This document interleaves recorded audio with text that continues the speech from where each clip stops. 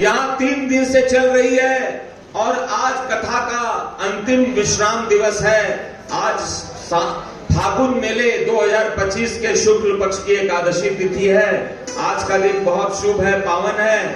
मैं स्वामी संजय प्रभाकरानंद दिल्ली से श्री खाटू श्याम आश्रम सागरपुर वालों की धर्मशाला में बैठकर सभी श्याम भक्तों को कहता हूँ जय श्री श्याम, जय श्री श्याम। फागुन मेले की बहुत बहुत शुभकामनाएं, बहुत बहुत बधाई। एक मिनट, आप कहां से बता रहे हैं? जरूर, आपका स्वागत है। बोलो खाटू नरेश की तालियां। जय। देखिए कितनी दूर दूर से भक्त लोग आते हैं यहाँ पर, अलग अलग इलाके से आते हैं। तो आइए अब श्याम बाबा की कथा को आगे बढ़ाएंगे। खेजरूर से जो आए हैं कृपया मेरा विजिटिंग कार्ड ले लें और आप भी लीजिए। इसमें मेरा YouTube का एड्रेस है, आप लोग वहां पर मेरी गाई हुई कथा को सुन सकते हैं। सभी को नमस्कार करता हूं और अब हम आगे की कथा गाएंगे।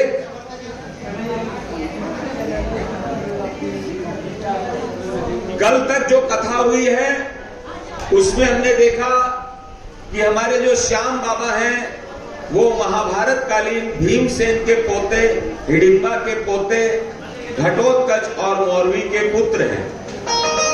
और इनके गुरु का नाम क्या है? भगवान श्री कृष्ण इनके गुरु हैं। बताइए, जिनके गुरु डायरेक्टली भगवान कृष्ण हो तो उनका चेला कितना महान होगा। बोलो कृष्ण कन्हैया लाल की जय हो। और हमारे भगवान कृष्ण ने अपने शिष्य बर्बरीक जी को महिसागर संगम नामक एक तीर्थ में तपस्या करने के लिए भेजा। वहां पर 3 वर्षों तक बर्बरीक जी ने देवियों की आराधना, वंदना, पूजा अर्चना की। तो 3 वर्ष में देवियां प्रकट हुई और बर्बरीक जी यानी हमारे श्याम बाबा को इस संसार में दुर्लभ, माने किसी को नहीं मिला हुआ ऐसा बल, ऐसी शक्ति प्रदान की। उस शक्ति को आप ऐसे समझिए कि ये जो आप धरती देखते हैं, आकाश देखते हैं, सूरज देखते हैं, तारे चांद देखते हैं, जो 7 ग्रह देखते हैं, शनि ग्रह, शुक्र, बुध, ये सब जितने भी ग्रह हैं, इन सभी ग्रहों को जैसे फुटबॉल उठा लिया जाता है वैसे ही हमारे बाबा श्याम उनको फुटबॉल की तरह उठा सकते हैं। इतनी शक्ति है उनके अंदर में। बोलो अतुलित बलधारी खाटू नरेश की जय हो। और फिर महिसागर की देवियों ने कहा कि हे बर्बरीक, आप यहीं रहो, अभी विजय नामक ब्राह्मण आने वाला है, वो यहाँ कोई सिद्धि प्राप्त करेगा तो आप सहायता करना। और उन्होंने सिद्धि, विजय नामक ब्राह्मण ने सिद्धि महायज्ञ किया। तो रात के समय जब वो हवन यज्ञ कर रहे थे तो राक्षस आए। रात के 4 प्रहर में 4 प्रकार के राक्षस आए और हमारे श्याम बाबा यानी कि वीर बर्बरीक जी ने उसी शक्ति के बल पर उन 4 राक्षसों को मार के भगा दिया, हत्या कर दी। और ये जो यज्ञ है वो निर्विघ्न सफल हो गया। तो बर्बरीक जी को विजय नामक ब्राह्मण ने कहा कि हे बर्बरीक, आपकी सहायता से ही मैं ये यज्ञ सफल कर पाया हूँ। तो बर्बरीक जी कितने विनम्र हैं, कितने दयालु है। वो कहते हैं कि अरे इसमें हमने क्या किया है, हमको तो देवी माता ने कहा था तो हमने आपकी सहायता कर दी, इसमें मेरा कुछ नहीं है, मैं तो देवी माता के आदेशों का पालन कर रहा हूं। तब विजय नामक ब्राह्मण ने कहा कि देखिए बर्बरीक जी, ये जो यज्ञ महायज्ञ की जो भभूति है ये लाल रंग की है, सिंदूरी रंग की है और ये बहुत ही चमत्कारी भभूति है, आप इसको ले लीजिए। नहीं तो यदि ये कौरवों के हाथ में पड़ गई तो धर्म की स्थापना भगवान कृष्ण भी नहीं कर पाएंगे। तब देवताओं के कहने पर बड़े संकोच के साथ बर्बरीक जी ने वो भभूति अपने पास में अपनी जेब में रख ली। उसके बाद महिसागर संगम में उनके दादा भीमसेन जी, युधिष्ठिर, अर्जुन, नकुल, सहदेव और द्रौपदी जी आए। लेकिन वो लोग बर्बरीक को जानते नहीं थे, क्योंकि आज तक मिला नहीं था, सुने ही सुने थे। बर्बरीक जी भी अपने दादा दादी के बारे में नहीं जानते थे। तो जब वो लोग महिसागर संगम में वनवास काटते हुए आए, तो एक मंदिर में महिसागर में उन्होंने अपना सामान रखा, और भीमसेन जी को प्यास लगी थी, तो वो पानी पीने के लिए एक वहां पर तालाब देखा। तो तालाब में वो उतर गए। वो देवी का तालाब था, उसमें जल पवित्र था। उस पवित्र जल को कोई जूठा नहीं करता था, लेकिन भीमसेन जी उस जल में उतर गए और उसमें कुल्ला करने लगे। पास ही खड़े बर्बरीक जी पहरा दे रहे थे। उन्होंने कहा कि आपने जूठा क्यों कर दिया? दादा पोते में अनजाने में लड़ाई हो गई। पोते ने दादा को उठा के पटक दिया, और जब उसको महिसागर में फेंकने वाले थे, तब शंकर भगवान प्रकट हो गए और बोले कि अरे तेरे दादा भीम है, इनको तू क्यों मार रहा है? ये सुन के बर्बरीक जी को बड़ा पछतावा हुआ कि उन्होंने अपने दादा को मार दिया। तो उन्होंने शंकर भगवान को बोला कि मारने पीटने के बाद में जो आप बोल रहे हैं कि तुम्हारे दादा है, पहले बता देते तो मैं मारता नहीं इनको। तो शंकर भगवान ने बोला कि नहीं, इसको पिटवाना जरूरी था, इसीलिए जो है सो मैंने बाद में बोला। तो घमंडी लोग जो होते हैं ना, उनको पिटवाना पड़ता है। भीमसेन जी को बड़ा घमंड था कि मुझे 10,000 हाथियों का बल है। आपने महाभारत की कथा में देखा होगा कि भीमसेन जी एक बार जंगल से जा रहे थे, तो रास्ते में हनुमान जी की पूंछ थी। तो वो बोले, बंदर अपनी पूंछ हटाओ। तो हनुमान जी जो बंदर बने हुए थे, उन्होंने कहा कि तुम ही हटा लो, मैं तो बूढ़ा हो गया हूं। जब भीमसेन जो 10,000 बल के अधिपति थे, उन्होंने जब उसको पूंछ को हटाना चाहा, तो पूंछ उनसे हिली भी नहीं। तब वो चरणों में गिर गए कि भाई आप कौन हैं? आप जरूर हनुमान जी हैं। तब हनुमान जी ने दर्शन दिया। तो उनका घमंड जो है कई बार चूर हुआ, लेकिन जो महाघमंडी होता है ना, उसका घमंड तो साक्षात भगवान ही तोड़ सकते हैं। उनके कोई नीचे वाले सेक्रेटरी लोग नहीं तोड़ सकते। तो भगवान कृष्ण ने श्याम बाबा की इसी कथा में, इसी स्कंद पुराण में भीमसेन का घमंड चूर चूर किया है। वो कथा आने वाली है। और उसके बाद में पांचों पांडव और द्रौपदी और पोता बर्बरीक सब ने मिलकर महिसागर संगम में एक शिवलिंग की स्थापना की, जिसे भीमेश्वर महादेव कहा जाता है, जो आज भी वो मंदिर है। आप लोगों को कभी बताया नहीं गया कि श्याम बाबा ने कहां तपस्या करी। क्या आज भी उस स्थान पर, जैसे आप देखते हैं कि अयोध्या राम की नगरी है, महाभारत कुरुक्षेत्र हुआ था, उसी तरह श्याम बाबा बर्बरीक के रूप में महिसागर संगम, जो कि गुजरात में है, बड़ौदा के पास खंभात नामक जगह है, गूगल पे सर्च कर लीजिएगा, वहां पर हमारे श्याम बाबा ने तपस्या की थी। वहीं पे दादा भीम के साथ लड़ाई हुई थी, और जो भीमेश्वर महादेव का मंदिर बनाया था, वो आज भी वहां पर है। मैं वहां पर 3 बार जाके दर्शन करके आ गया हूं। बोलो खाटू नरेश की जय हो। इसके बाद में कथा आगे बढ़ी, और जब सभी पांडव जाने लगे महिसागर संगम से, तो भीमसेन का घमंड अभी भी गया नहीं है। उन्होंने महिसागर संगम की देवियों का बोल बोल के अपमान, माने अपशब्द बोल के अपमान करना आरंभ किया। देवियों ने भीमसेन को अंधा कर दिया, उसकी आंखें छीन ली, रोशनी छीन ली, भीमसेन गिर गए। तब युधिष्ठिर जी ने कहा कि मैंने तुमको कहा था कि महिला हर स्थिति में सम्मानित होती है, कभी किसी महिला का शब्द के द्वारा या शरीर के द्वारा अपमान मत करना। ये खाटू श्याम जी की कथा सुनाती है। कभी भी किसी महिला का किसी को अपमान नहीं करना चाहिए, न बोल के, न कोई किसी और शब्द के द्वारा, भाव के द्वारा। और जब अपमान किया, तो देवियों ने भीमसेन जैसे महाबली को अंधा कर दिया। फिर भीमसेन देखिए कितने घमंडी हैं, वो क्या बोलते हैं, मैं तो आपके दर्शन करना चाहता था, जांचना चाहता था आपको, इसीलिए आपको अपमानित कर रहा था कि आपको अपमानित करूंगा तो आप प्रकट हो जाइएगा। बताइए कोई मतलब है? ये पढ़े लिखे आदमी का लक्षण है। तब देवी माता ने बोला कि कितने भी बड़े तुम विद्वान हो, कितने भी बड़े बलशाली हो, लेकिन कभी भी किसी महिला का, किसी देवी का बोल के या किसी अन्य क्रिया के द्वारा अपमान मत करना। आज तो भगवान कृष्ण के भाई होने के कारण तुमको मैं छोड़ देती हूँ, तुमको वापस मैं आंखें दे देती हूँ, लेकिन तुम भविष्य में कभी दोबारा मत करना, वरना अब दोबारा तुम्हारी आंख जाएगी तो मिलेगी नहीं। तब भीमसेन जी ने क्षमा मांगी और फिर उनकी नेत्र ज्योति वापस आ गई। इसके बाद में देवियों ने बोला पांडवों को कि हे भीमसेन, हे युधिष्ठिर, हे नकुल, हे सहदेव, हे बर्बरीक, मैं जो कृष्ण भगवान है उनकी बहन हूं मैं। तो बोला ये क्या चक्कर है, आप भगवान कृष्ण की तो कोई बहन थी नहीं, आप कैसे बहन हो सकते हैं। तो उन्होंने बताया कि जिस दिन देवकी और वासुदेव के संसर्ग से कंस के कारागार में कृष्ण का जन्म हुआ था, उसी दिन नंद बाबा के घर में मेरा जन्म हुआ था। योग माया का एक नंशा, योग माया का जन्म। योग माया वही थी जो टोकरी में बच्चा को, लड़के को तो रख के चले गए थे और लड़की को टोकरी में डाल के वासुदेव लेके गए थे ना जेल में।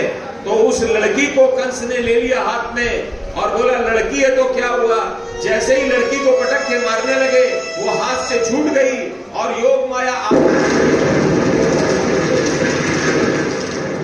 आकाश में स्थापित होकर पड़ी। अरे दुष्ट, मेरे को मारने वाला तो जन्म ले लिया है, मैं तो योग माया हूं कह के वो अंतर ध्यान हो गई। वो जो योग माया अंतर ध्यान हुई थी वही महिसागर में जाके बस गई थी। बोलो योग माया की जय हो। बोला कि मैं कृष्ण की बहन हूं, इसलिए मैं भीम तुम्हारी भी बहन हूं। तो जो कोई भी भीम की बहन कह के मेरी वंदना स्तुति करेगा उसकी सभी मनोकामनाएं मैं पूरी करूंगी। तो आइए उसी योग माया की एक स्तुति हम लोग गाते हैं। तीसरा, मंगल ज्योत जल उठी मां की, मंगल ज्योत उठी मां की, माँ की प्यारी प्यारी झांकी, मां की प्यारी प्यारी झांकी। बधाई हो बधाई दिए दर्श माने, बधाई हो बधाई दिए दर्श माने। मंगल ज्योत जल उठी झांकी, मंगल ज्योत जल उठी झांकी, माँ की प्यारी प्यारी झांकी, माँ की प्यारी प्यारी झांकी। बधाई हो बधाई दिए दर्श माने, बधाई हो बधाई। चलो योग माया की जय हो। तो इस तरह से योग माया जो कि भगवान कृष्ण की बहन है, जिनका जन्म नंद बाबा के घर में लड़की जो जन्मी थी ना वही है, तो भगवान कृष्ण की बहन ही तो हुई। तो वो जो बहन है उन्होंने नेत्र ज्योति वापस की और फिर ये श्याम बाबा की कथा आगे बढ़ती है। और अब सीधे स्कंद पुराण में हम लोग कुरुक्षेत्र भूमि की ओर चलते हैं। अब कुरुक्षेत्र में युद्ध होने वाला है और वहां पर युद्ध होने वाला है। तो चलिए हम लोग सभी कोई, आज खाटू श्याम जी में एकादशी तिथि है, दूसरे काले से विजय।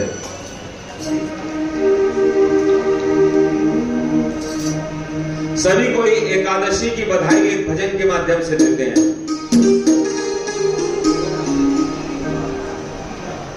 कर खाटू श्याम के दर्शन,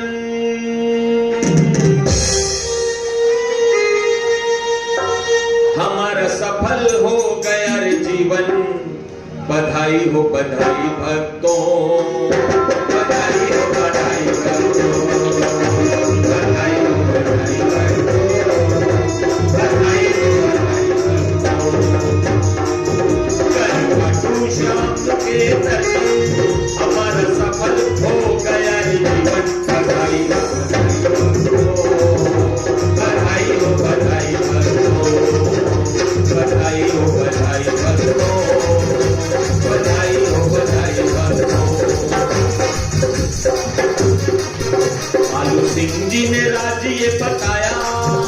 लालू सिंह जी ने आगे बताया, हमें श्याम धनी से मिल पाया। बधाई हो बधाई बरको, बधाई हो बधाई बरको, बधाई हो बधाई बरको, बधाई हो बधाई बरको।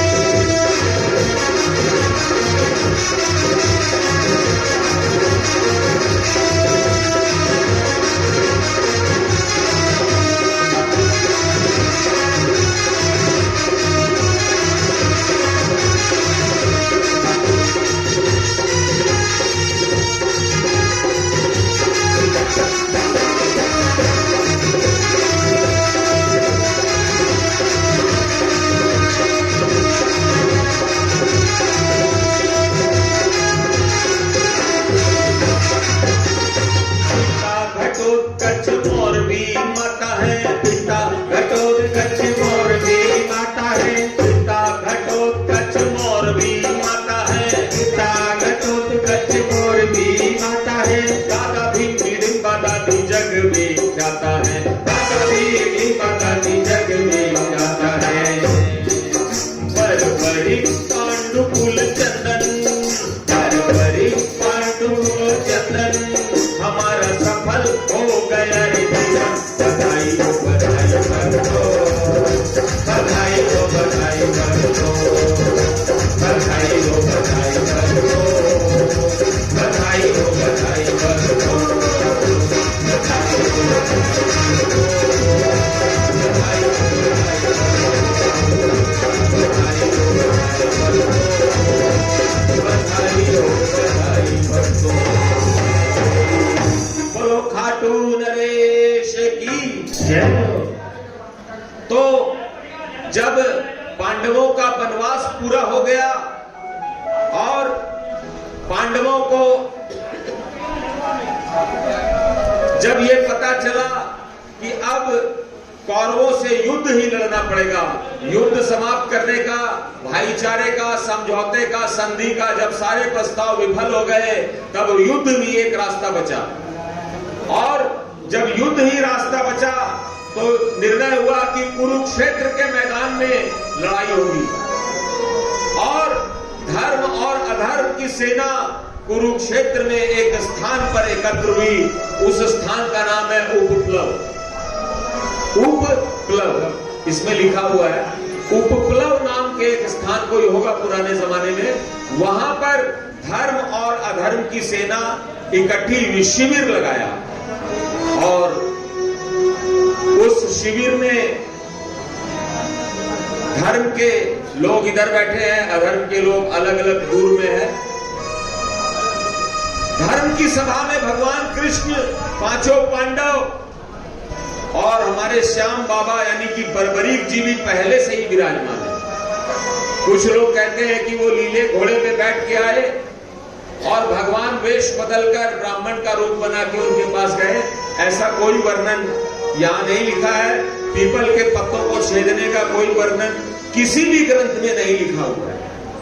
यहां पे सीधा क्या लिखा हुआ है कि दोनों सेनाएं कुरुक्षेत्र में उपस्थित हुई और धर्म की जो सभा है वहां भगवान कृष्ण बैठे हैं, युधिष्ठिर पांडव बैठे हैं और हमारे श्याम बाबा जो बर्बरीक के रूप में, अभी श्याम बाबा बने नहीं है, बर्बरीक के रूप में विराजमान है। कभी युधिष्ठिर का भेजा हुआ एक गुप्तचर जो कि कौरव शिविर में गया था, एक गुप्त सूचना लेकर युधिष्ठिर जी के पास लौटा और युधिष्ठिर जी को उस गुप्तचर ने कहा कि महाराज एक गुप्त सूचना लेकर आया हूं। बोले क्या सूचना लेकर आए हो? तो वहां पर ये बात चल रही है, चर्चा चल रही है। तो दुर्योधन ने पूछा है कि कौन इस युद्ध को कितने समय में जीत सकता है, तो गणना करके मेरे को काउंटिंग करके बताइए, दुर्योधन पूछ रहा है। तो भीष्म और कृपाचार्य ने बोला है कि वो 1 महीने में इस युद्ध को जीत लेंगे। भीष्म पितामह और कृपाचार्य बोल रहे हैं कि वो 1 महीने में इस युद्ध को जीत लेंगे और द्रोणाचार्य ने तो बोल दिया है कि वो 15 दिन में जीत जाएंगे। और अश्वत्थामा ने बोला है सब रिकॉर्ड तोड़ते हुए कि मैं 10 दिन में इस युद्ध को जीत जाऊंगा, मेरे पास इतना पावर है। लेकिन तभी कर्ण खड़े हो गए, बोले मेरे पास तो ब्रह्मास्त्र है, मैं तो इस युद्ध को 6 दिन में ही जीत जाऊंगा। ऐसे कौरवों की सेना में मीटिंग चल रही है। ऐसा उस गुप्तचर ने युधिष्ठिर जी के कान में धीरे से बोला। तो ये गुप्तचर से समाचार पाके युधिष्ठिर जी भागे भागे धर्म सभा में गए, जहां भगवान कृष्ण भी बैठे थे, और उन्होंने कहा,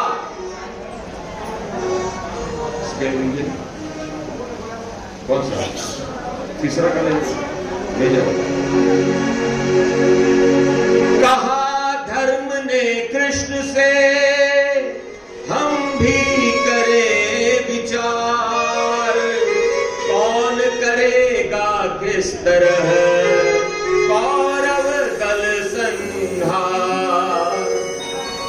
युधिष्ठिर जी ने कहा भगवान कृष्ण से कि हम लोग भी विचार करें कि कौरव सेना का संहार हम लोग कितने दिन में कैसे करेंगे। तो अर्जुन जी खड़े हो गए और उन्होंने क्या कहा, बोले अर्जुन होकर प्रणवत नहीं भीष्म प्रणयुक्ति संकट, काल में रहता संशय, मिले विजय या मिले पराजय, देखे जो पक्ष हमारा सबसे बल है अगम अपारा, द्रुपद सात्विकी विराट कह दुष्ट सहदेव दुर्जय। तो अर्जुन बोले कि अरे 6 दिन तो बहुत अधिक होता है, आप हमारे पक्ष को देखिए, धर्म के पक्ष को देखिए। हमारे पक्ष में द्रुपद है, सात्विकी है, विराट है, राजा कैकेय है, धृष्टद्युम्न है, सहदेव है और दुर्जय नामक राजा है, चेकितान है, भीम का बेटा घटोत्कच है, स्वयं भीमसेन है, ये अद्भुत है।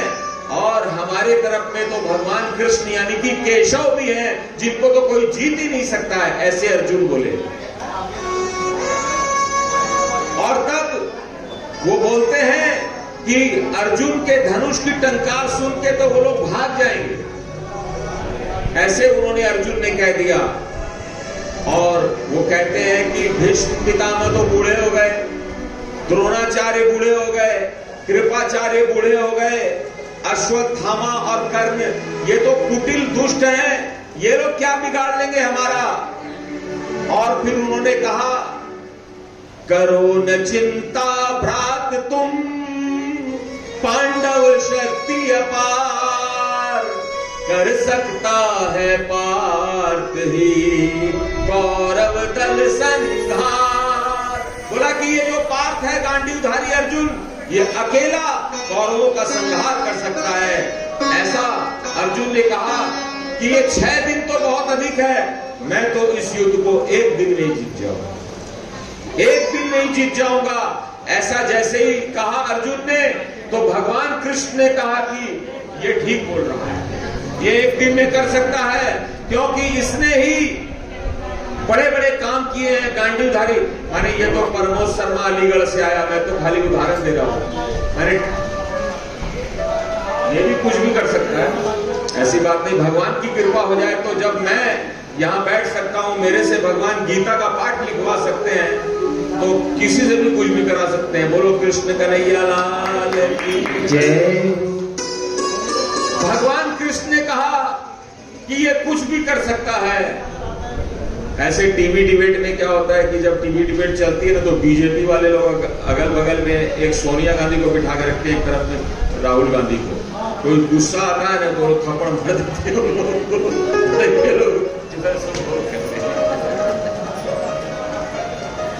तो चलिए,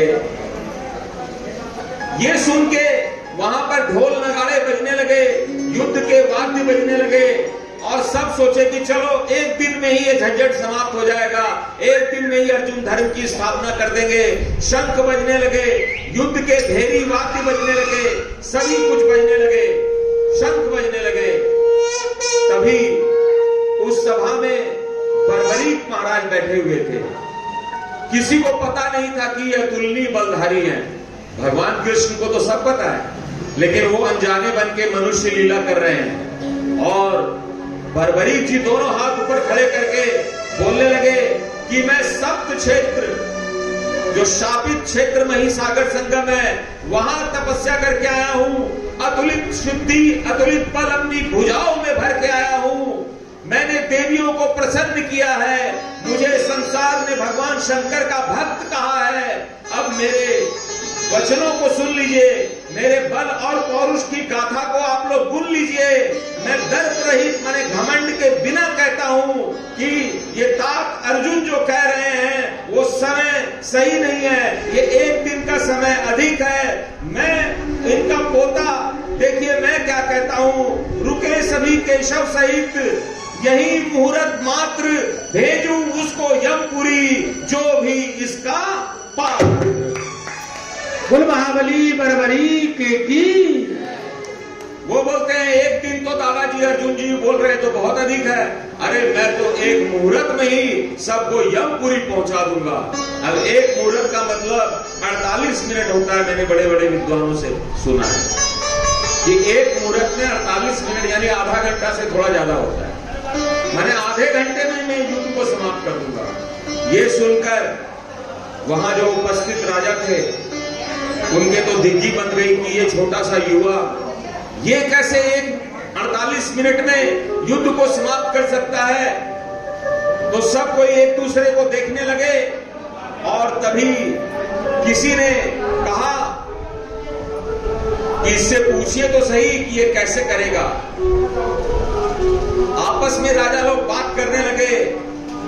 तब बर्बरीक महोदय ने बोला कि मैं गुप्त क्षेत्र में आराधना करके आया हूं, बल संचित करके देवियों का आशीर्वाद प्राप्त करके आया हूं। मेरा जो धनुष है इसका नाम घोर है, घोर जैसे घटा गंगोर होती है ना, वही घोर नाम का धनुष है। और मेरे दोनों कंधों पर तरकस है। हम लोग बोलते हैं 3 बांधारी, जब उनके 2-2 तरकस हैं, स्कंद पुराण में लिखा है कि यहाँ भी तरकस है, यहाँ भी तरकस है, तो 3 ही बाण आएगा क्या? अतुलित बल, कितने ब्रह्मास्त्र, सब कुछ, सारी शक्तियां उनके पास में उपस्थित हैं। और वो देखे मेरे 2 अक्षय तरकस है जो कभी बाण इनके खत्म ही नहीं होते हैं। और फिर बर्बरीक के, जिनका एक नाम भगवान कृष्ण ने सुहृदय रखा था, वो बोलते हैं कि मैं अकेला ही इस युद्ध को समाप्त कर दूंगा। ये सुन के अर्जुन भी लज्जित हो जाते हैं, बोले ये मेरा पोता है कि मेरा शत्रु है? मैं इसका दादा होके बोल रहा हूं एक दिन में समाप्त कर दूंगा, तो पोते को दादा में हाँ मिलानी चाहिए। तो ये मेरी ही पोल खोल रहा है, बोल रहा है एक दिन 24 घंटा क्या, मैं तो 48 मिनट में, यानी मेरी बेइज्जती कर रहा है। कैसा पोता है ये? और ऐसा कह के सभी लोग ये चाहने लगे कि कोई पूछे तो सही कि ये कैसे करेगा। पल में कौरव सैन्य का वध हो कौन उपाय, सुहृदय से इस प्रश्न का उत्तर पूछा जाए। तब भगवान कृष्ण जो इस संसार के बारे में सब कुछ जानते हैं, जो हमारे और आपके पिछले हजारों लाखों जन्मों के बारे में जानते हैं, और भविष्य में हमारा जन्म कहां होगा, हम क्या होंगे नहीं होंगे, वो भी भगवान कृष्ण जानते हैं। उन्होंने अनजान बन के बर्बरीक से पूछा है, बर्बरीक तुम कैसे क्या करोगे, जरा बताओ तो सही। क्या भगवान को पता नहीं था? अरे भगवान ने बर्बरीक के माता पिता का विवाह तो उन्होंने ही करवाया था। बर्बरीक को शिक्षा दीक्षा के लिए महिसागर संगम भगवान कृष्ण ने ही भेजा था कि नहीं भेजा था?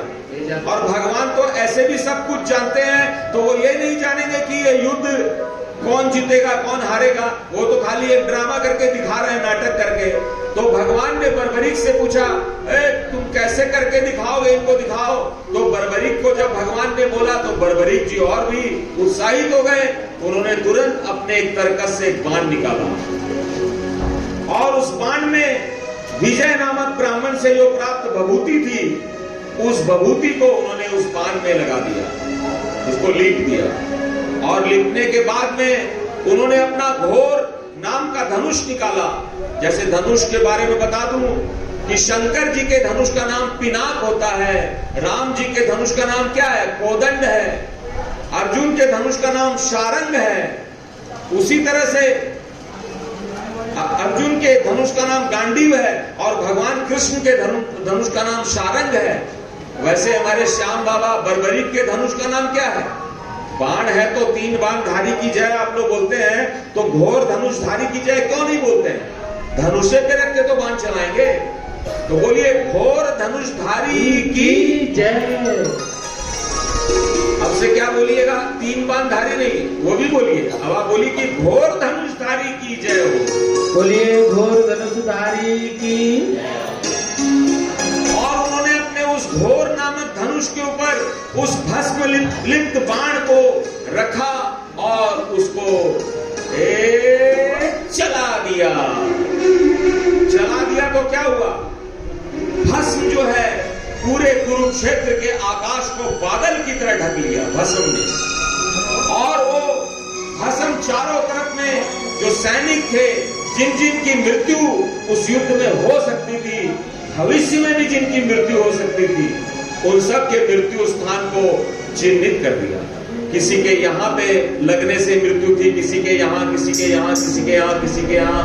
गंगा पुत्र भीष्म के रोम रोम में बाण लगे थे ना, तो उनके पूरे शरीर में ही भस्म लग गया था। और तब भगवान कृष्ण ने सिर्फ अपनी लीला को जांचने के लिए कि ये जो मेरी माया चल रही है, ये जो मेरी लीला चल रही है, वो सही चल रही है कि नहीं है, उन्होंने अपने बाएं पैर के तलवे को उन्होंने चेक किया तो पाया कि यहां भी लाल रंग का भस्म लगा हुआ। तब भगवान ने बोला कि सब कुछ ठीक चल रहा है, मेरी योजना के अनुसार चल रहा है। और तभी बर्बरीक जी ने अपने दूसरे तरकश से एक बाण निकाला और उस बाण को उन्होंने घोर नामक धनुष के ऊपर में संधान किया।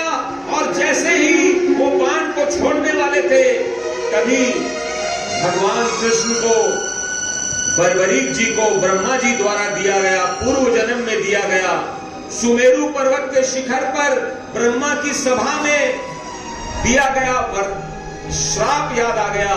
और उन्होंने अपना सुदर्शन चक्र निकाला भगवान कृष्ण ने, और सुदर्शन चक्र निकाल के बर्बरीक के शीश के ऊपर में चला दिया, और सुदर्शन चक्र से बर्बरीक जी का शीश कटकर धड़ नीचे गिर गया। बोलो श्री कृष्ण भगवान की जय। ये स्कंद पुराण में लिखा हुआ है। आत्महत्या करना पाप है, अपने हाथ से अपनी नस काटना, अपनी गर्दन काटना, गोली चला के हत्या कर लेना, फांसी पे लटक के मर जाना, पहाड़ से गिर जाना, नदी में कूद के आत्महत्या करना धर्म है कि पाप है? बताइए, पाप है? क्या अपने से कोई अपने को काटना अच्छी बात है? अपने से काट के कोई पूजित हो सकता है? नहीं हो सकता है। भगवान के हाथ से रावण भी मर के आज पूजित होता है घर घर में। सब कोई रावण को हर साल याद करते हैं कि नहीं? कंस को हर साल याद करते हैं, क्यों?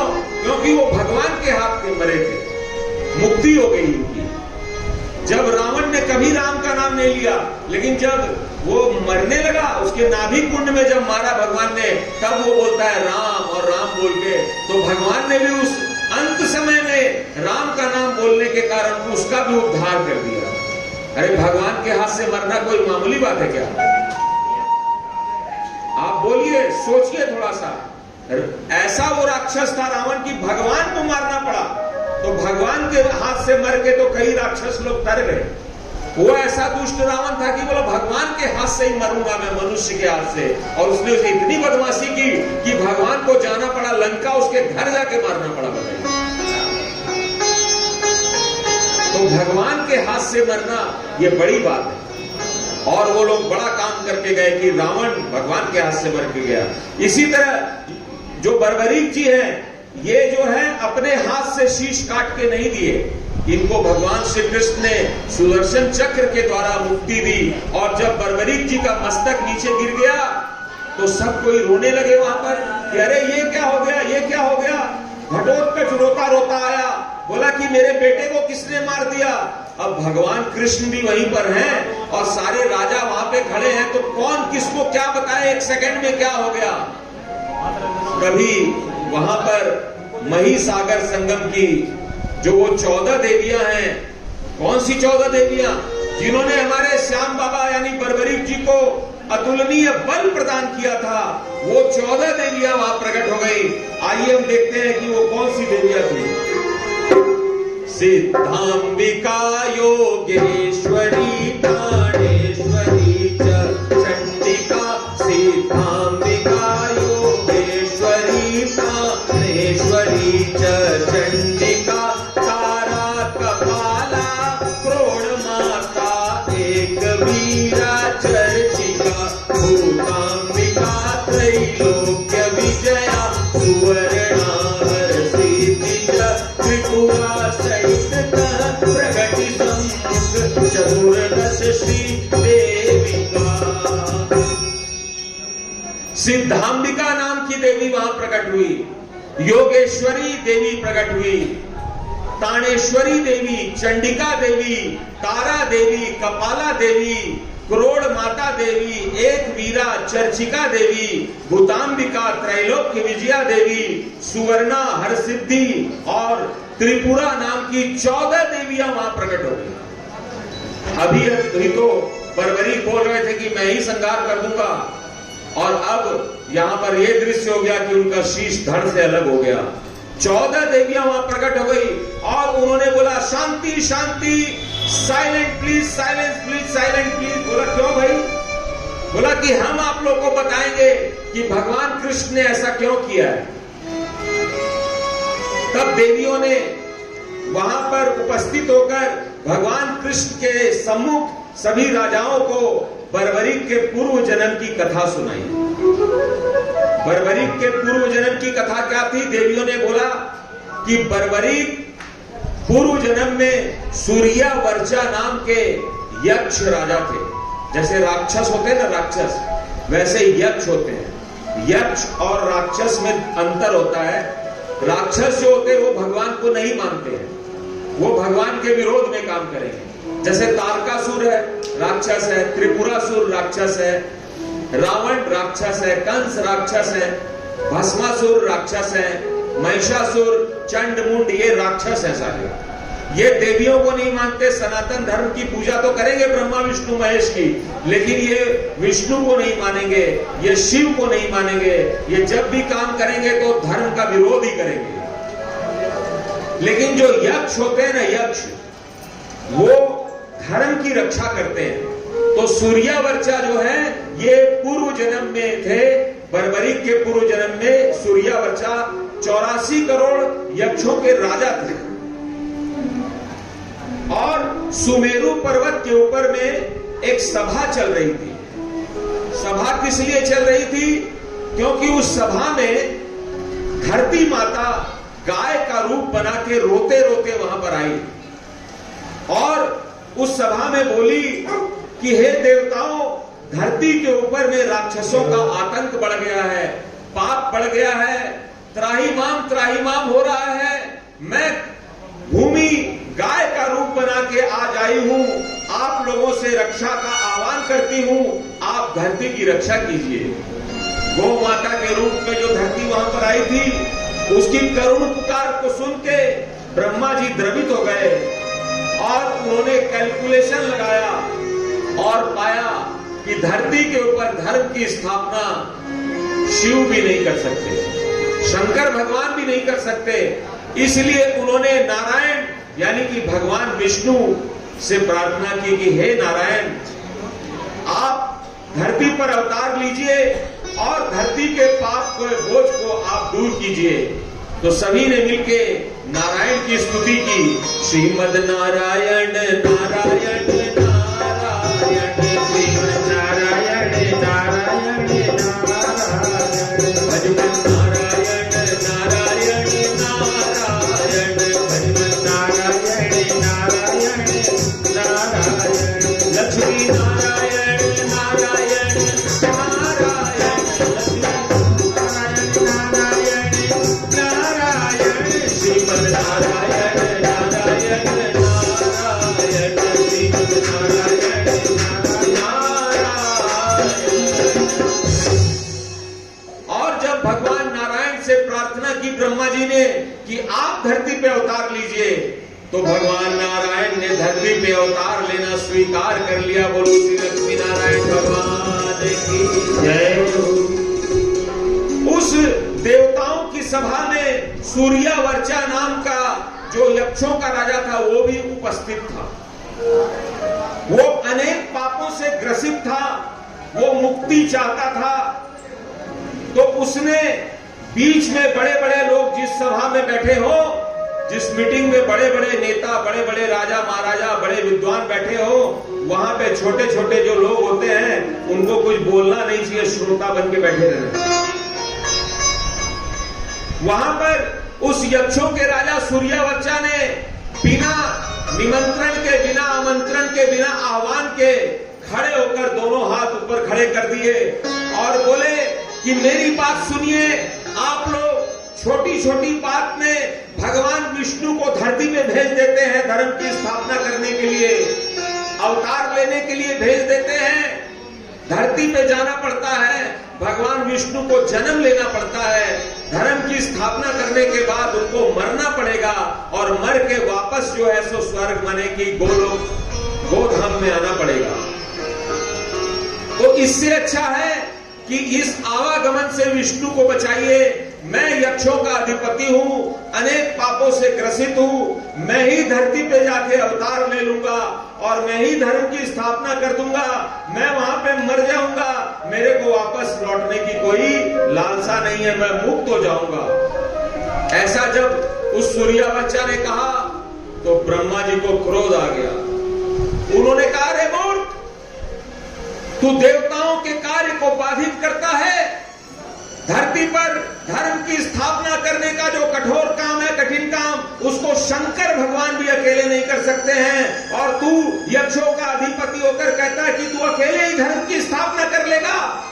मैं ब्रह्मा तुम्हें श्राप देता हूं, अभी तू धरती पे गिर जाएगा, वहां पर तेरा जन्म राक्षसी की योनि से होगा। और जब भगवान विष्णु कृष्ण के रूप में कुरुक्षेत्र में धर्म की स्थापना के लिए जाएंगे, आज जैसे तुम आगे आके बोल रहे हो कि मैं ही धर्म की स्थापना कर दूंगा, तब उस समय भी तुम कहोगे कि मैं ही एक बाण से धर्म की स्थापना कर दूंगा। तब भगवान कृष्ण सुदर्शन चक्र से तुम्हारे शीश का छेदन करेंगे और तब तुम्हें मुक्ति मिलेगी और तुम जगत पूजित भी बनोगे। बोलो कृष्ण कन्हैया लाल। ये कथा है श्याम बाबा की जो हमारे शास्त्रों में लिखी हुई है और आप लोगों को क्या क्या लोग सुनाते हैं और आप लोग सुनते रहते हैं। बीआर चोपड़ा फिल्म बना देता तो आप सोचते हैं बंबई में है, उसने फिल्म बना दिया तो जो बना रहा होगा सही बना रहा होगा, उसको वापस लेना पड़ गया था फिल्म को। महाभारत सीरियल से श्याम बाबा की कथा जो दिखाई थी ना, वो वापस हटाना पड़ा था उसको, क्योंकि गलत दिखा दिया था उन्होंने।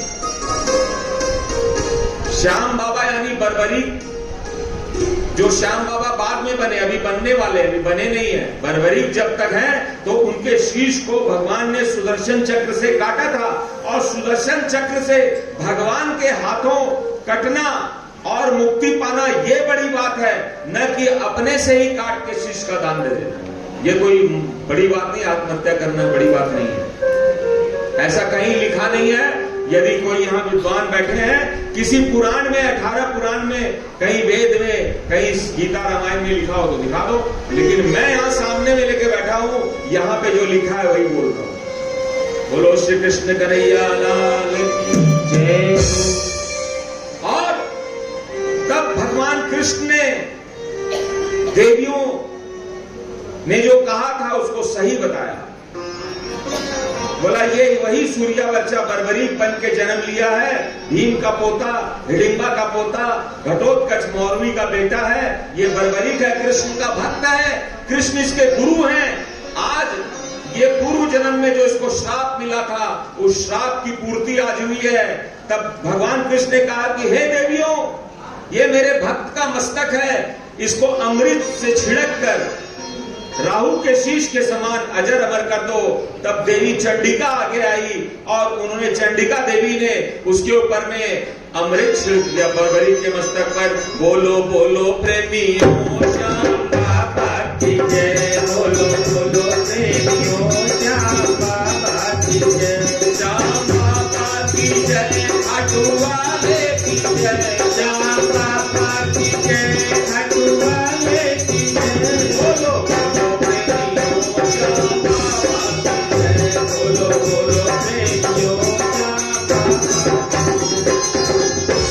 भगवान कृष्ण ने कहा कि हे देवियों, हे राजाओं, हे भीमसेन, हे घटोत्कच, यदि मैं आज बर्बरीक के मस्तक को धड़ से अलग नहीं करता, तो ब्रह्मा का वाक्य झूठा हो जाता।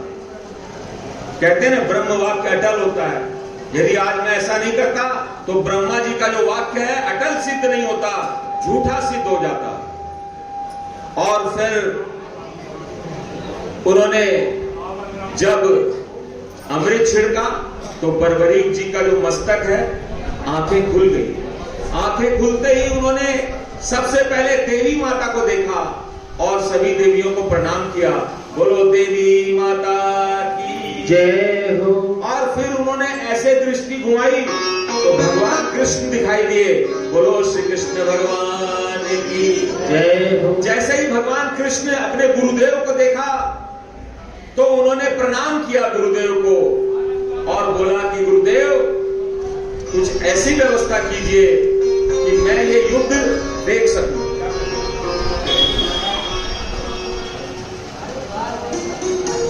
मैं ये युद्ध देख सकूं। तब भगवान कृष्ण ने क्या किया, अपने भक्त बर्बरीक के मस्तक को हाथों से उठाया, गोद में लिया और वो सामने में एक पहाड़ उगाया। वहां पर एक ऊंचा पहाड़ बन गया। तो भगवान को लगा कि यदि इसके मस्तक को मैं उस पहाड़ पे रख दूंगा तो ये वहां से युद्ध को देख लेगा। सब ऊंचाई पर जाते हैं तो नीचे सब सीसीटीवी कैमरा से ऊंचे लगाया जाता है तो वो सब कुछ देख लेता है और फिर सही सही निर्णय हो जाता है, कोई भी झंझट होता है। बर्बरीक जी के अपने भक्त के मस्तक को ऊपर पहाड़ पे स्थापित कर दिया सुंदर तरीके से और बोला कि बर्बरीक तुम यहीं से युद्ध देखना। और फिर भगवान कृष्ण ने बर्बरीक जी को वरदान दिया। कौन सा वरदान दिया, आइए हम लोग उसको गाते हैं। ब्रह्मांड में जब तलक वसुधा चंद्र रवि तुल्यमान हो, नक्षत्र तारे हो, सूर्य का सर्वदा गुणगान हो। भगवान ने कहा कि इस ब्रह्मांड में जब तक वसुधा यानी कि धरती, चांद, सूर्य चमकते रहेंगे, नक्षत्र तारे रहेंगे, हे सुहृदय, हे बर्बरीक, हमेशा तेरा गुणगान होता रहेगा। और फिर उन्होंने कहा कि जितने भी देवियों के लोक हैं, देवी लोक के जो भी लोक हैं या देवियों के जहां धाम है वहां पर तेरा विशेष रूप से सम्मान होगा। इसलिए देखिए कलकत्ता में बाबा का बड़ा सम्मान होता है। कालिका देवी है ना, काली कलकत्ते वाली, तेरा वचन न जाए खाली। कलकत्ता वाले लोग बड़ा मानते हैं बाबा को, हम लोग भी मानते हैं, दिल्ली वाले भी मानते हैं। तो देवियों के लोक में तेरा सम्मान होगा और तेरा निवास स्थान कहां होगा। स्कंद पुराण में लिखा है कि भक्त, तेरे जो भक्तों के हृदय है ना उसमें तेरा घर बनेगा। तेरा स्थान भक्तों के हृदय में होगा। देवी देवों मध्य तेरा सम्मान होगा। भक्तों द्वारा पूज्य हो तेरा सदा ही मान होगा। तेरे दयामय दरस से हर रोग का उपचार होगा और शिशु रोग पीड़िका पीड़ितों पर कृपा का संचार होगा। बर्बरीक को कृष्ण ने दिया अटल वरदान, शीश बना वो सुहृद का न्यायाधीश महान। बोलो श्री कृष्ण कन्हैया लाल की, शाक्यारी की।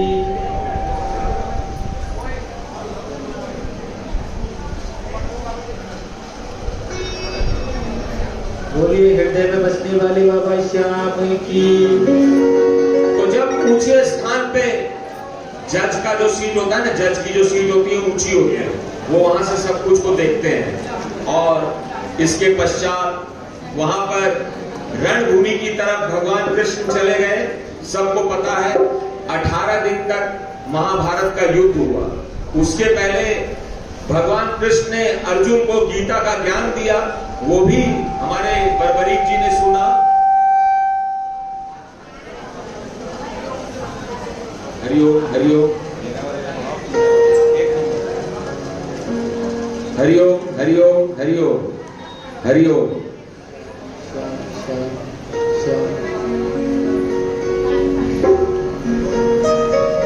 बोलो बोलो प्रेमियों श्याम बाबा की जय। बोलो बोलो प्रेमियों जय खाटू वाला